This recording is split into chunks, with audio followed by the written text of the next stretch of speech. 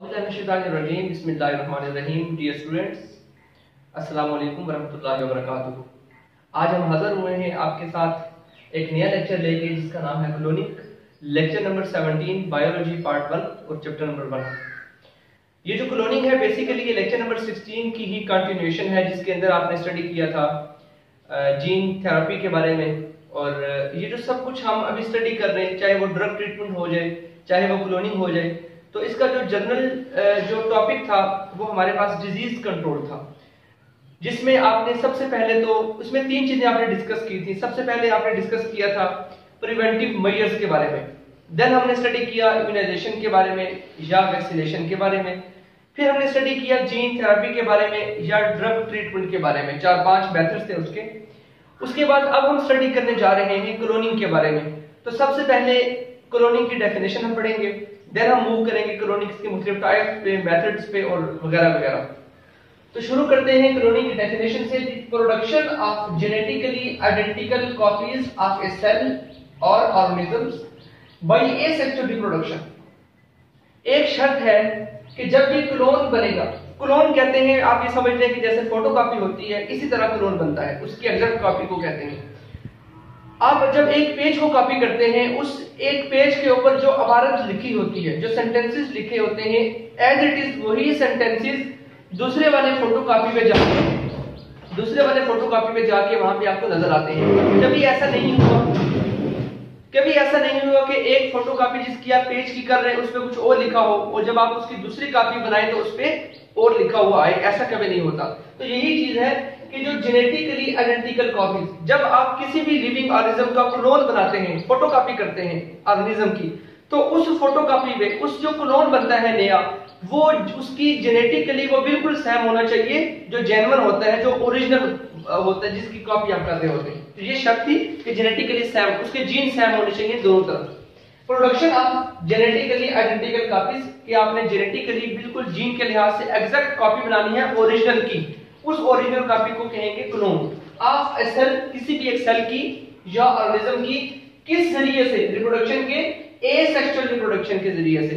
यहां पे आपने याद रखना है, ये ऑब्जेक्टिव पेपर में आता है कि जो आप रिप्रोडक्शन, जो आप जब आप क्लोन बनाते हैं तो आप किस तरीके से बनाते हैं, तो आपने कहना है एसेक्सुअल रिप्रोडक्शन के जरिए से बनाते हैं। दूसरा एमसीक्यू क्या आता है कि आप ये बताएं कि वो जो कॉपी बनती है उसमें खास बात क्या होनी चाहिए, तो आपने बताना है कि वो जेनेटिकली बिल्कुल उसके वो बिल्कुल सेम होनी चाहिए जैसा कि जिसकी कॉपी बनाई जा रही है उसके साथ। तो ये हमारे पास एक उसकी डेफिनेशन आ जाती है। इसके बाद ये स्टूडेंट्स हम मूव करते हैं टाइप्स ऑफ क्लोनिंग पे। ये जो टाइप्स है आपकी बुक में मेंशन तो नहीं है, लेकिन आपको पता होना चाहिए कि क्योंकि आगे चल के इसी के बारे में थोड़ा हम डिस्कस करेंगे।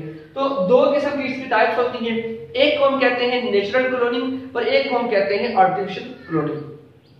ये जो नेचुरल क्लोनिंग होती है, नेचुरल का मतलब है कुदरती तौर पर, इस पे आपका कोई भी इंटरफेरेंस नहीं होता, आपकी इसमें अमल दखल इसमें कुछ भी नहीं होता। ये कुदरती तौर पे, फितरी तौर पे ये आ रही होती है और क्लोनिंग इसमें कॉपी बन जाती है, इसमें आपके हाथों का कमाल कुछ भी नहीं होता। जबकि दूसरी जो टाइप है आर्टिफिशियल क्लोनिंग, इस आर्टिफिशियल क्लोनिंग के अंदर आपका ये आपकी मुदाखलत होती है, आपकी वजह से, आपकी इन्वॉल्वमेंट की वजह से वो क्लोनिंग होती है। मतलब आप जिस तरह से चाह रहे होते हैं उस तरह की क्लोनिंग फोटोकॉपी बन जाती है। अब इसका कंसेप्ट हम आगे जाके मजीद बयान करेंगे, फिर इंशाल्लाह से आपको इसकी डेफिनेशन की और इसके कंसेप्ट की आपको समझ आ जाएगी। हम बिला ताखीर आगे मूव करते हैं। अगली हमारी सबसे जो इंपॉर्टेंट डेफिनेशन आती है वो है व्हाट इज क्लोन। क्लोन से क्या मुराद है? क्लोन उसको कहते हैं कि जब आपने एक फोटोकॉपी बनाई, वो जो फोटोकॉपी बन जाती है या वो जो जेन्युइन की एक आप समझ लें कि उसकी एक कॉपी बन गई है, उस कॉपी को आप कहेंगे क्लोन। अ सेल और इंडिविजुअल एंड और इट्स एसेक्सुअली प्रोड्यूस ऑफस्प्रिंग। जैसा कि अगर ये एक सेल था, आपने इसकी कॉपी बनानी थी, अब पॉसिबल है कि इसकी 3 कॉपियां बन जाए, एक ये और ये कॉपी, 3। अब ये जो तीनों कॉपियां हैं ये आपस में भी और इसके साथ भी ये जेनेटिकली आइडेंटिकल होंगी, बिल्कुल सेम होंगी। ए सेल और individual and all it's asexually produce offspring. ये एक सेल है जो इससे बना और साथ में जो मजीद 2 सेल भी इससे बने, वो सारे बता रहे वो क्या होने चाहिए, all members of a clone are identical, वो सारे के सारे आपस में सेम होने चाहिए, एक्सेप्ट यहां पे उसने बता दिया मास बाय ए के, वो क्या है, व्हेन म्यूटेशन अकर, अगर म्यूटेशन ना हो जाए तो अब सवाल पैदा होता है कि म्यूटेशन किसे कहते हैं। म्यूटेशन कहते हैं sudden change in the genetic makeup of an organism, कि लिविंग ऑर्गेनिज्म के जो जीन्स हैं, जो इंफॉर्मेशन उसके अंदर स्टोर्ड है, जीन्स जो होते हैं, अगर उस जेनेटिक मेकअप के अंदर कोई अचानक से चेंज आ जाए उसे कहते हैं म्यूटेशन। म्यूटेशन का मतलब तब्दीली होता है बेसिकली। अब ये म्यूटेशन आती क्यों है? ये म्यूटेशन किसी भी इन्वायरमेंटल फैक्टर की वजह से आ सकती है, कोई ऐसा फैक्टर जो जिसकी वजह से आपका हादसाती तौर पे जो जीन्स हैं उन वो डिस्टर्ब हो गए, तो जो फिर उसमें जो कॉपीज बनेगी वो सेम नहीं रहेंगी। तो उसने क्लोन की डेफिनेशन हमें बताई कि क्लोन किसे कहते हैं, एक ऐसा सेल जो कि ओरिजिनल वाले से बनता है एसेक्सुअली रिप्रोडक्शन के जरिए से, और उस सेल को जो कि ओरिजिनल वाले से बिल्कुल आइडेंटिकल होता है, और बाकी जो ऑफस्प्रिंग पैदा होते हैं वो भी आपस में क्या होते हैं, आइडेंटिकल होते हैं जेनेटिकली, इसे कहते हैं क्लोन। और कब तक ये आपस में बिल्कुल सेम रहेंगे जेनेटिकली? जब तक इनमें म्यूटेशन ना आ जाए।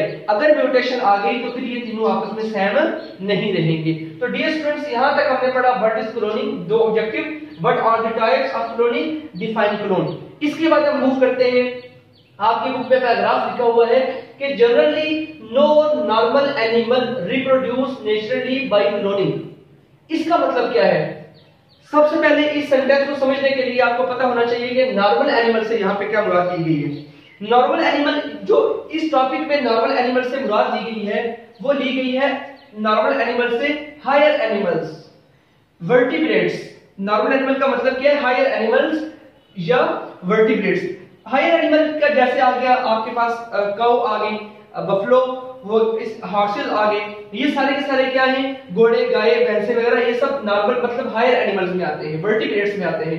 अब नॉर्मल एनिमल का मतलब है हायर एनिमल्स या वर्टिब्रेट्स। अब अगली बात देखिए वो क्या लिखता है, नो नॉर्मल एनिमल रिप्रोड्यूसेस, वो रिप्रोड्यूस नहीं कर सकता, वो आगे उसकी फोटोकॉपी नहीं बन सकती नेचुरली बाय क्लोनिंग। तो यहां पे आप आ जाए ये इसी वाली डेफिनेशन पे कि नेचुरल क्लोनिंग के हिसाब से टाइप्स ऑफ क्लोनिंग दो थी, एक थी नेचुरल, एक आर्टिफिशियल। जो हॉर्स हो गए, काउज वगैरह हो गई, ये जो फार्म एनिमल्स हो गए, या आसान लफ्जों में हायर एनिमल्स हो गए, कभी भी इनकी फोटोकॉपी नहीं बन सकती नेचुरल तरीके से। ये इसका मतलब था। सवाल ये पैदा होता है फिर इसकी फोटोकॉपी कैसे बनेगी? तो स्टूडेंट्स, इसकी जो क्लोनिंग होती है ना इन एनिमल्स की, इनकी क्लोनिंग करने के लिए आप कौन सा तरीका इस्तेमाल करेंगे? Artificial cloning. ठीक हो गया। ये यहां तक आपको बात समझ आ गई होगी कि कोई भी ऐसा हायर एनिमल नहीं है, वर्टिब्रेट नहीं है जो कि रिप्रोड्यूस हो जाए नेचुरल क्लोनिंग से, कुदरती तौर पर उसकी क्लोनिंग होना शुरू हो जाए, ऐसा नहीं होता, बल्कि खुद ही से आप क्लोनिंग करवाते हैं तो उस तरह का पैदा होता है। अच्छा, मिसाल के तौर पे आपने सुना होगा कि जो साहिवाल की गाय होती है वो बहुत ज्यादा दूध देती है, ऐसा ही है। अब हॉस्टेल फ्रीजियन की जो अपना होती है, जो जिसे कहते हैं ऑस्ट्रेलियन नस्ल की जो होती है ब्रीड, वो बहुत ज्यादा दूध देती है। अब आप चाहते हैं कि उसका क्लोन बन जाए, उस तरह की और गाय भी आप बना लें, तो कुदरती तौर पे तो नहीं होगा, आपको खुद ही से मेहनत करनी पड़ेगी और खुद ही से आपकी इन्वॉल्वमेंट से उस तरह की बेशुमार गाय आप बना सकते हैं जो ज्यादा दूध देने वाली होती हैं। तो ये एक मिसाल से मैंने आपको समझाने की कोशिश की। सेवरल इंसेक्ट्स, बेशुमार इंसेक्ट्स एंड प्लांट्स डू, और कुछ प्लांट्स जो होते हैं इन सम सर्कमस्टांसेस, वो कुछ सर्कमस्टांस में ऐसा करते हैं, whereas few do regularly, और कुछ ऐसे होते हैं जो रेगुलर ऐसा कर रहे होते हैं। अब इसका जो यहां से लेकर यहां तक जो कंसेप्ट है वो मैंने यहां बयान करने की कोशिश की है। सबसे पहले सेवरल इंसेक्ट। सेवरल इंसेक्ट से मुराद क्या है? दो इंसेक्ट्स की मैं आपको यहां पे एग्जांपल से वाज़ेह करने की कोशिश करूंगा, एक एफिड की और एक हनीबी की। ये जो एफिड होता है जो कि अखरोट के दरख्त पे अटैक करता है और उसको भी तबाह करता है, ये आपने बायोलॉजिकल कंट्रोल में पढ़ा था चैप्टर नंबर 1 के, इससे 2-3 लेक्चर्स पहले आपने पढ़ा होगा। मैंने आपको बताया था कि एफिड को किस तरह से कंट्रोल किया जाता है बायोलॉजी। अच्छा, अब कहते हैं ये है कि एफिड जो होता है वो उसमें क्या होती है जी? पार्थेनोजेनेसिस होती है। अब ये पार्थेनोजेनेसिस क्या होती है? पार्थेनोजेनेसिस से मुराद है कि जो एग होता है वो खुद ही से पूरे ऑर्गेनिज्म में डेवलप हो जाता है। ये हो गया एफिड का केस। दूसरा केस आता है हनीबी का, शहद की जो मक्खी होती है। हनीबी की बात कर रहा है कि उसमें फर्टिलाइजेशन के बगैर ही न्यू इंसेक्ट, न्यू उसका जो बच्चा होता है वो न्यू इंसेक्ट उसमें से पैदा हो जाता है। ये जो दो चीजें मैंने यहाँ पे लिखी ये इस जुमरे में आती हैं सेवरल इंसेक्ट्स को बयान करने के लिए। अच्छा, एक और बात, एफिड और हनीबी ये सेक्सुअली भी और एसेक्सुअली भी, ये दोनों क्या करती हैं, रिप्रोड्यूस करती हैं। अच्छा, ये तो क्या बात यहां तक हो गई इंसेक्ट्स की। अब हम एंड प्लांट्स, प्लांट्स के बारे में यहां पढ़ेंगे। स्ट्रॉबेरी होती है, स्ट्रॉबेरी के बारे में ये है, इस स्ट्रॉबेरी में टर्म इस्तेमाल होती है प्रोडक्शन में रनिंग। रनिंग से मुराद क्या है, ये स्ट्रॉबेरी का दरख्त है, जमीन प्लांट है उसका, ये इसका आप समझ लें कि ये इसका जमीन के अंदर हिस्सा है और ये बाहर आपको उसका शूट नजर आ रहा है। होता क्या है, ये जो उसका शूट होता है, जो उसका स्टेम होता है, वो अचानक से यहां से बेंड होता है और बेंड होकर जमीन के अंदर ऐसे चले जाता है वापस जमीन के अंदर। तो ये मैंने बयान करने की कोशिश की है, ये इसका दरख्त, ये जड़ है इसकी, ये दरख्त है, अचानक से ये बेंड होता है, वापस जमीन में आ जाता है और इस तने के जमीन में जाने से इस तने से दोबारा पूरा एक प्लांट पैदा हो जाता है। अच्छा, अब ये जो इसका हिस्सा है और ये वाला हिस्सा है, ये आपस में दोनों इसकी फोटोकॉपी, ये क्लोन बन गया। तो ये क्लोन बन गया इसका। इस तरह से क्लोनिंग होती है स्ट्रॉबेरी में और इस प्रोसेस को यहां पे कहते हैं रनिंग, RUNNING, रनिंग। ये एग्जांपल होगी प्लांट्स के, प्लांट इस तरह से क्लोनिंग करते हैं। अच्छा, अब यहां पे एक और कंसेप्ट आता है लोअर प्लांट्स का और हायर प्लांट्स का। अच्छा, अब लोअर और हायर प्लांट्स कौन से होते हैं स्टूडेंट्स? लोअर प्लांट्स वो होते हैं जो कि जिसमें फंजाई, एल्गी, प्लेनेरिया, हाइड्रा, ये सारे इसमें आ जाते हैं। ये एसेक्सुअली रिप्रोड्यूस करते हैं, इसमें सेक्सुअली रिप्रोडक्शन नहीं। एसेक्सुअल प्रोडक्ट, इसमें रिप्रोडक्शन होती है। फंजाई के अंदर आपने पढ़ा होगा, एल्गी के अंदर भी। अब इन तीनों चारों के अंदर किस तरह से होती है, किसी में बडिंग हो रही है, किसी में फ्रेगमेंटेशन हो रही है। अच्छा, जैसे आपने पढ़ा स्टारफिश में फ्रेगमेंटेशन होती है, मिसाल के तौर पे आपको बता रहा हूं, बडिंग होती है हाइड्रा के अंदर, प्लेनेरिया के अंदर भी कट उसमें लगता है फ्रेगमेंटेशन से और आगे उसकी बनती है। तो ये सारे कुछ तरीके होते हैं, ये सारे के सारे एसेक्सुअल रिप्रोडक्शन के तरीके हैं, मुख्तलिफ मेथड्स हैं। 9th क्लास के चैप्टर नंबर 5 में आपने दरमियान में करके पढ़ा था कि एसेक्सुअल रिप्रोडक्शन किस तरह से होती है, वो सारे मेथड यहाँ पे लागू होते हैं। अच्छा, हायर प्लांट जो होते हैं उसमें क्या होता है, उसमें एसेक्सुअल नहीं होती, उसमें सेक्सुअल रिप्रोडक्शन होती है। अब हायर प्लांट से मुराद क्या है, एंजियोस्पर्म और जिम्नोस्पर्म, जितने भी फूल वाले होते हैं, जितने फलों वाले होते हैं, वो सारे यहाँ पे आ जाते हैं। तो डियर स्टूडेंट्स, इसके बाद हम आगे चलते हैं सिग्निफिकेंस ऑफ क्लोनिंग के उससे क्या मुराद है। आपकी बुक में जब जहां पे क्लोनिंग लिखा हुआ है तो टॉपिक के मुख्तलिफ जगहों पे इसके सिग्निफिकेंस के पॉइंट्स फैले हुए हैं, मैंने उनको उठा के एक जगह पे इकट्ठा करके बयान करने की कोशिश की है। नंबर 1 पॉइंट ये है, सिग्निफिकेंस कहते हैं अहमियत को।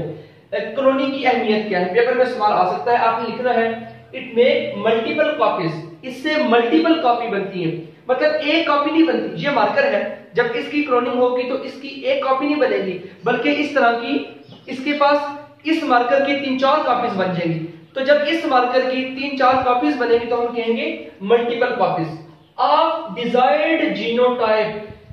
डिजायर्ड का मतलब है जो आपकी ख्वाहिश है, जीनोटाइप कहते हैं जीन को। बेसिकली जीन की फोटोकॉपी बन जाती है, जीन का क्लोन बन जाता है। तो अब जीन का जिक्र यहाँ पे क्यों किया, जीन जो होता है अब वो करैक्टर को लेके चल रहा होता है। जीन पे क्या लगे होते हैं, आपके करैक्टर्स। आप ये सोचते हैं कि मुझे ये वाला करैक्टर जो है ना, ये वाला करैक्टर, इसको आपने डेवलप करवाना है। वो करैक्टर कोई भी हो सकता है। अब आप क्या करेंगे, आप वो जीन जो कि उस करैक्टर को कंट्रोल कर रहा होगा, आप उस जीन को उठाएंगे और उसका फोटोकॉपी बना लेंगे, उसका आप क्लोन कर लेंगे। ठीक हो गया। तो पहली बात आ गई making multiple copies of the desired genotype, जिसकी आपको ख्वाहिश है उस वाले करैक्टर का जीन आप लेंगे, उस वाले वही जीन आप उठा के उसकी मल्टीपल कॉपीज, एक नहीं आप सैकड़ों हजारों कॉपियां बना सकते हैं, जगह जगह आप उस तरह की कॉपीज को बना के रख सकते हैं। Number 2, significance for achieving eugenic and.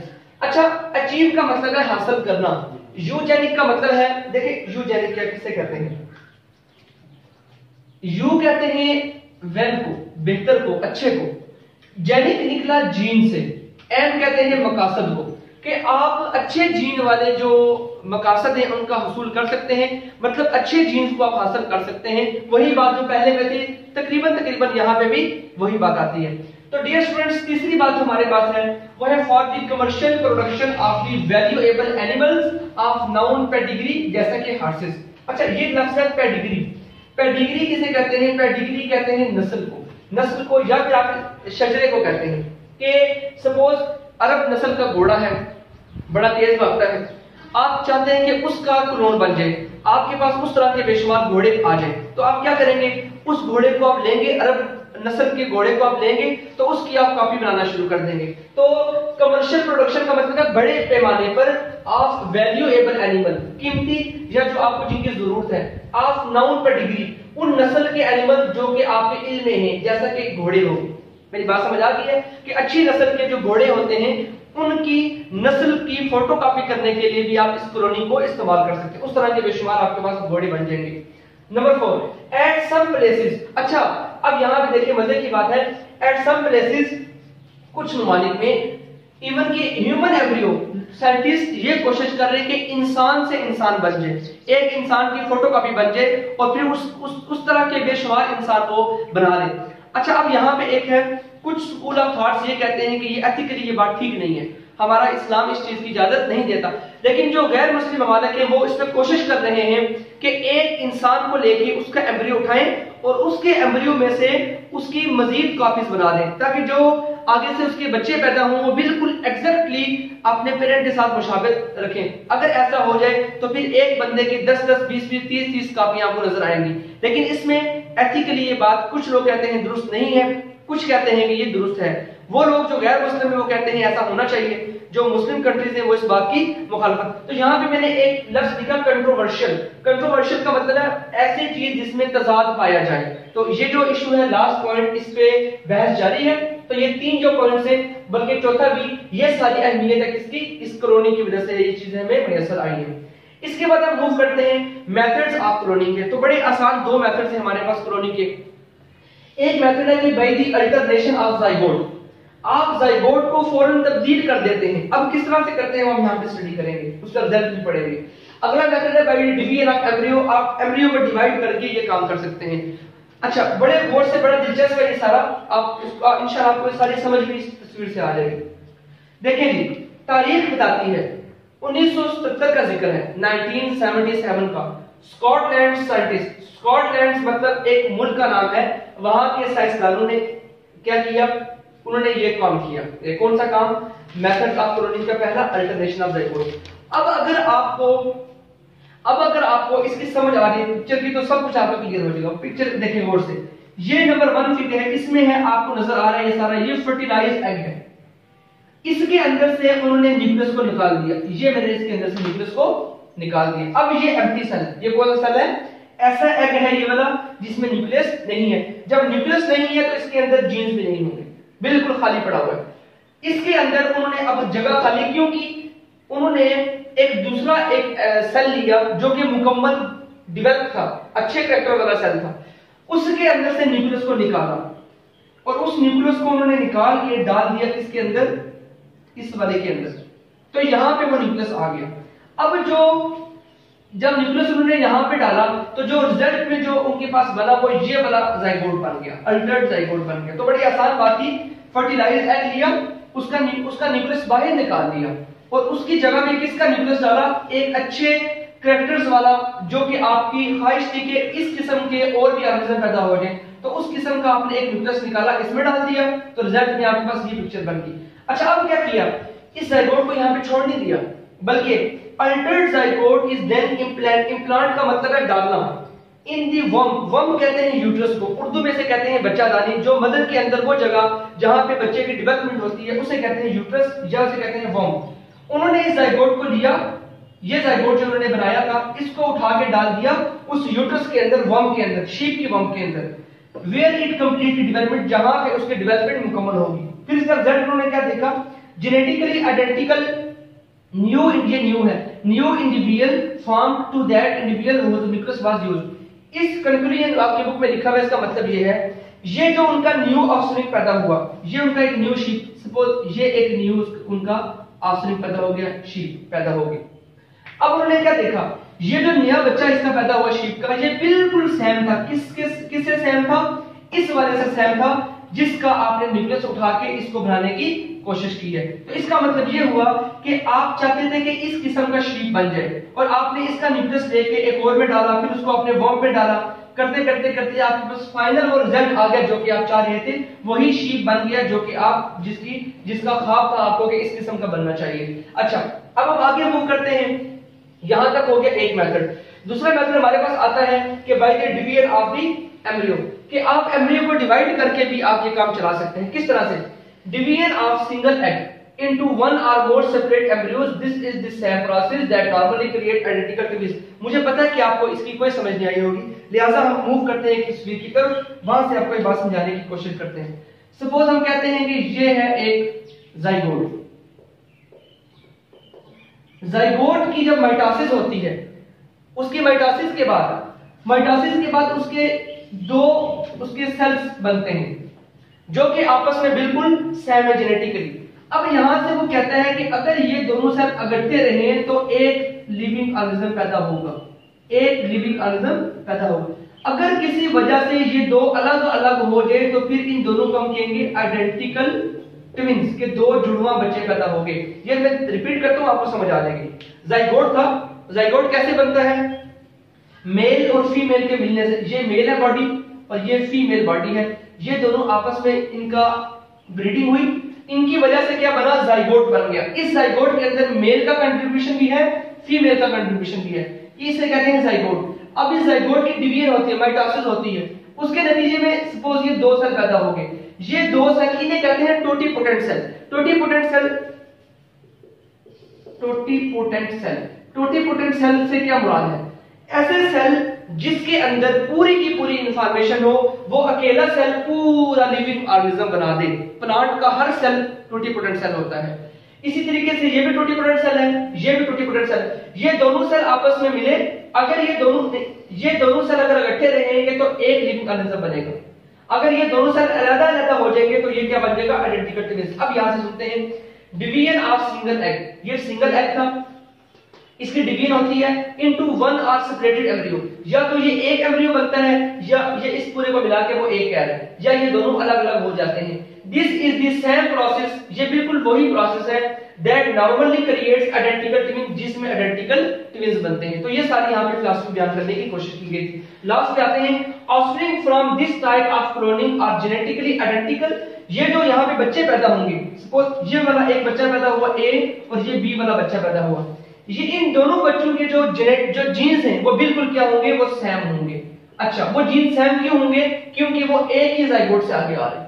ठीक हो गया? इस दोनों के आपस में जीन क्या होंगे? सेम होंगे। लेकिन but carry chromosomes from each of the two parent cell. लेकिन इन दोनों के अंदर जो क्रोमोसोम्स होंगे वो दोनों क्रोमोसोम मेल और फीमेल दोनों की तरफ से आए। वो कहां से आगे? वो यहां पे देखें, मेल और फीमेल मिले, जाइगोट बन गया, वही असर इनमें भी रहा। तो इनके अंदर क्रोमोसोम तो मेल और फीमेल दोनों के हैं, इसमें भी इसमें भी, फिर भी ये दोनों क्या है? आइडेंटिकल कॉपीज है। जेनेटिकली इनका बिल्कुल जीन दोनों के अंदर बिल्कुल सेम होंगे। क्योंकि हमने यहाँ पे देखेंगे, अगर आप क्लोनिंग में हमने शुरू में पढ़ा था कि क्लोन उसे कहते हैं जिसमें genetically identical copies of cell बनती हैं, कि जीन की ऐसी कॉपी सेल में ऐसी कॉपी बनती है दो सेल्स के दरमियान, या दो सेल की ऐसी कॉपी जिसमें जीन बिल्कुल सेम होते हैं। तो यही डेफिनेशन है क्लोनिंग की। जब भी क्लोनिंग का लफ्ज आ जाएगा तो आपने कहना है दो ऐसे फोटोकॉपीज बनेंगी जिसमें बिल्कुल जीन सेम होंगे। हम आगे मूव करते हैं। This type of cloning has already been used to produce genetically identical cattle and other farm animals. कहता है कि जो मवेशी होते हैं, जैसे भैंसें होगी, गाय होगी, उसके अलावा भेड़ बकरी, ये सारे जो फार्म एनिमल्स हैं, इन तमाम की क्लोनिंग की जा चुकी है। हॉर्सेस की भी की जा चुकी है, चूहे की भी की जा चुकी है। इस तरह की बेशुमार कॉपीज बन रही है। तो डियर स्टूडेंट्स, हमारा जो आज का टॉपिक है क्लोनिंग का, जिसमें क्लोनिंग की डेफिनेशन पढ़ी, टाइप्स हमने पढ़ी, फिर हमने क्लोन की डेफिनेशन पढ़ी, फिर हमने म्यूटेशन का डेफिनेशन पढ़ी, फिर इनको हमने बयान किया कि नॉर्मल एनिमल से मुराद क्या है। इसको यहाँ पे बयान करने के बाद लोअर और हायर प्लांट्स का कंसेप्ट समझने की कोशिश की। सिग्निफिकेंस ऑफ क्लोनिंग के बारे में 4-5 पॉइंट पढ़े। हमने सबसे इंटरेस्टिंग पॉइंट पढ़ा कि एक इंसान की कॉपी भी बनने जा रही है और इस तरह के बेशुमार इंसान फिर आपको नजर आएंगे, लेकिन हमारा इस्लाम इस बात की इजाजत नहीं देता। गैर मुस्लिम रशियन हो गया वगैरह वगैरह, ये लोग इस पे काम कर रहे हैं। मेथड्स ऑफ क्लोनिंग इंतहाई इंपॉर्टेंट शार्प क्वेश्चन है। किस तरह से शीप की उन्होंने फोटोकॉपी बनाई वो हमने पढ़ा। फिर हमने आखिर में बाय डिवीजन ऑफ एम्ब्रियो वाला मेथड पढ़ा और इस तरह से हमने आज का जो टॉपिक था उसे वाइंड अप किया। तो स्टूडेंट्स, अब हमारी मुलाकात होती है अगले लेक्चर में। तब तक के लिए अपना ख्याल रखिएगा। अल्लाह हाफिज।